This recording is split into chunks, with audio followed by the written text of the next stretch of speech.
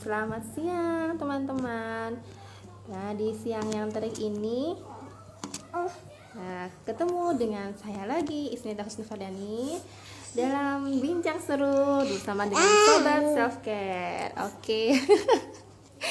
Saya ditemani dengan anak ketiga saya, Uki, untuk ngobrol siang ini. Bagaimana kabar teman-teman? Terima kasih yang sudah bergabung. Semoga suaranya jelas. Oke, ada hiburannya ya. Siang ini ada Mbak Ilva. Waalaikumsalam. Bagaimana kabar Mbak Ilva? Semoga sehat selalu ya Mbak. Oke, wajah saya, anak saya ya sinyal memang. Assalamualaikum. Waalaikumsalam. Nah, ini jelas Mbak. Coba ya, semoga ya Allah stabil ya. Bismillah. Bismillah ya Allah. Oke. Nah, tanpa berpanjang kata nih, saya penasaran banget sama kesehariannya Mbak Mia di Jerman. Hannover ya Mbak ya, gimana nih sehari-harinya Mbak aktivitasnya? Ya, jadi sebenarnya setiap hari Bentar ya. Ini kita bisa lagi kayak Gak apa-apa ya. Nanti saya coba edit, semoga bisa ya. beres. Saya lanjut. Ini tadi sampai pikiran yang karena berhubung kerjaan multitasking ya. Nah, Mang Kima tuh sering hadir nggak sih Mbak ketika proses kerjaan itu? Pasti kan proyek ini tuh kepikiran gini ya. Terus akhirnya bagaimana cara Mbak Mia mengelolanya, mengenjinakkan pikiran-pikiran atau mungkin pikiran berloncatan itu? Nah, itu termasuk salah satu materi yang saya dapatkan dari Mbak Farda juga sih, yang tentang monkey mind itu. Akhirnya kalau udah mulai banyak yang datang itu, saya sebenarnya akhirnya coba memilah dan memilih gitu. Kalau misalnya itu memang penting banget dan relate dengan apa yang saya lakukan saat itu, saya tulis sih Mbak biasanya. Tapi kalau yang tapi kalau yang nggak penting-penting banget gitu, kayak tiba-tiba apalah keingetan sesuatu hal yang di rumah tapi nggak urgent sifatnya, itu saya abaikan aja sih biasanya. Kalaupun akhirnya lupa, ya udah nggak apa-apa, berarti nggak penting gitu. Karena kalau misalnya penting, itu pasti saya inget lagi. Nah, itu latihannya berapa lama Mbak? Sampai Mbak Mia tuh terampil, pikiran datang terus milih, oh ini penting, oh ini nggak penting, oh ini relate, oh ini mampu tanggapin. Itu butuh berapa lama sampai benar-benar ngerasa, ya aku sekarang bisa loh. Kalau dulu kan langsung kayak mumet terus kerasa penuh gitu lah di masa itu. Kayaknya lama deh Mbak, itu berbulan-bulan. Karena awalnya tuh kan, meskipun tahu gitu ya, udah tahu, oh teorinya dari Mbak Farda seperti itu gitu. Tapi pada saat berusaha untuk melaksanakannya, sampai akhirnya menemukan, oh ya udah diabaikan aja, itu cukup lama sih Mbak. Sampai akhirnya menemukan, oh ya latihan ya. Jadi nggak langsung. Ya? Meskipun itu juga pada saat akhirnya pernah pada suatu titik saya stres lagi gitu kan, Mbak, stres karena ada problematika yang lain gitu ya. Nah, itu akhirnya itu nggak bisa saya kendalikan lagi gitu, dan akhirnya memang butuh latihan lagi, tapi pada saat latihan itu lebih cepat dibandingkan yang pertama gitu. Karena istilahnya mungkin otot pikirannya itu sudah ke training, sudah latihan sebelumnya ya, jadi tinggal nguatin aja, bukannya benar-benar kita kali pertama membangun jejak-jejak proses belajar di otak kayak gitu ya Mbak ya, bisa dibilang kayak gitu. Oke, nah terus kan keterampilan self care itu ada 3 basic ya Mbak ya, mindfulness-nya, nutrisinya, sama tidurnya. Yang dirasain Mbak Mia yang agak paling ngerasa itu butuh, ceruk kebutuhannya dari 3 itu mana Mbak?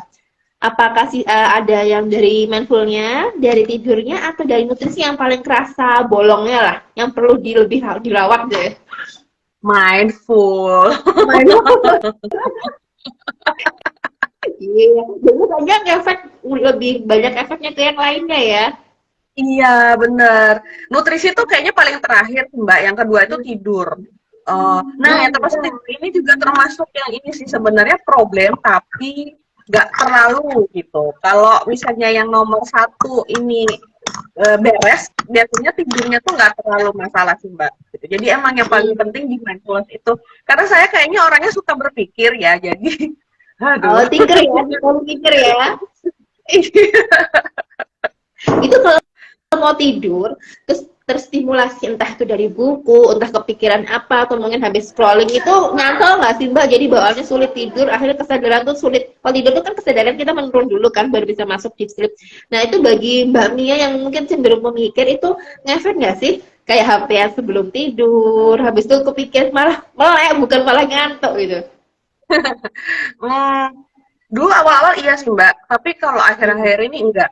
Nah, teman mungkin itu yang jadi pertanyaan saya sih. Apa mungkin karena saya udah beneran udah nggak ada energinya lagi sehingga akhirnya bisa tidur, atau itu tidak berhubungan? Karena saya sebenarnya kalau dibilang gampang tidur enggak juga sih gitu. Eh, tapi saya gampang terbangun Mbak Farda gitu. Kadang kalau Bangun malam. kapan aja sih Mbak. Jadi dengan hanya dengar suara sedikit aja itu saya terbangun. Tapi kalau kondisinya yang tadi Mbak Farda bilang deep sleep itu mau suara kresek atau yang gimana pun saya nggak akan bangun gitu. Karena kalau gangguan tidur pun itu kan banyak bentuknya gitu loh Mbak Mia. Ada yang memang kesulitan memulai tidur, ada yang kesulitan deep sleep-nya. Kalau saya kesulitan deep sleep-nya dan mulai tidur. Ada juga yang mudah terbangun lebih awal gitu. Itu juga iya termasuk. Jadi kayak orang bangun jam 1 gitu ya, terus sampai pagi itu melolong itu juga termasuk sebenarnya gangguan tidur. Nah, karena kuncinya memang di keterampilan kesadarannya itu. Jadi ketika memang yang latihan mindfulness-nya oke, memulai nurunin kesadaran mau tidur itu lebih mudah. Terus ketika bangun pun juga istilahnya otak tersetting dengan baik. Makanya kalau bilang kualitas tidur yang baik itu sebenarnya kita nggak pakai alarm. Nggak pakai alarm HP atau alarm jam beker gitu loh Mbak Mia. Kenapa? Karena jam biologi tubuh kita, kemudian otak kita tuh sudah punya setting alaminya. Jadi bangun pun kayak dibangunkan otomatis sama tubuh dan kita rasanya seger. Sebenarnya kunci tidur yang berkualitas di situ.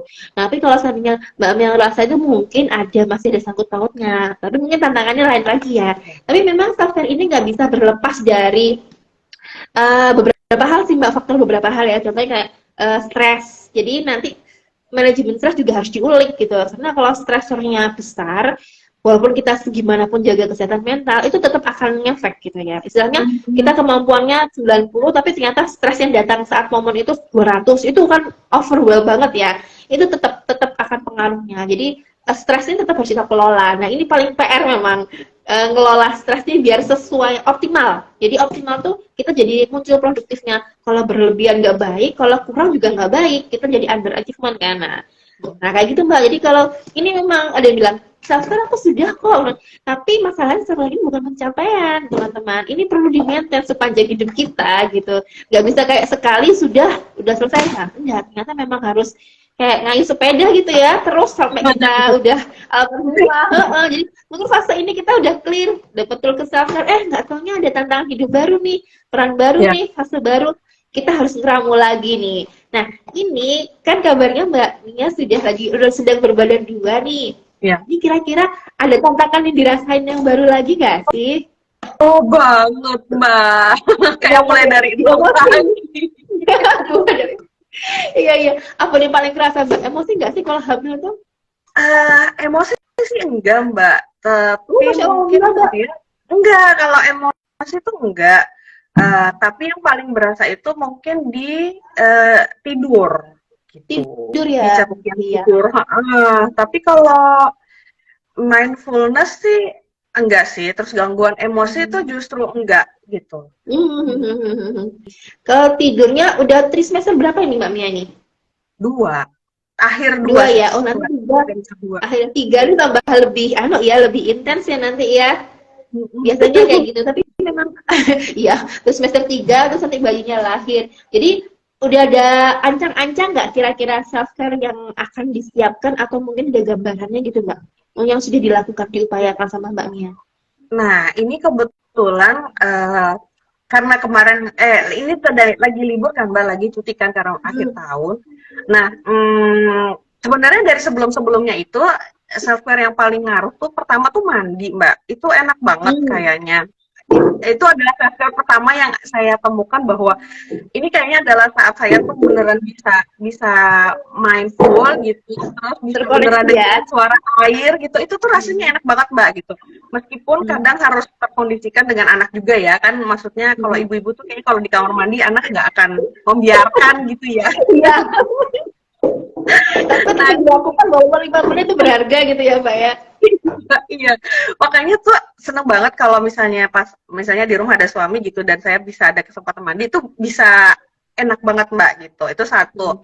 Terus yang kedua adalah makan buah sih gitu. Dibanding dengan makanan-makanan yang biasa, makan buah tuh saya bisa lebih mindful gitu. Entah kenapa kalau misalnya lagi makan buah, meskipun tiba-tiba pikirannya melayang, tapi nggak kemana-mana gitu. Melayangnya tuh kayak cuman sebentar terus nanti balik lagi gitu. Jadi rasa buahnya itu benar-benar kerasa. Dan itu pun juga kayak buah-buah tertentu aja sih Mbak.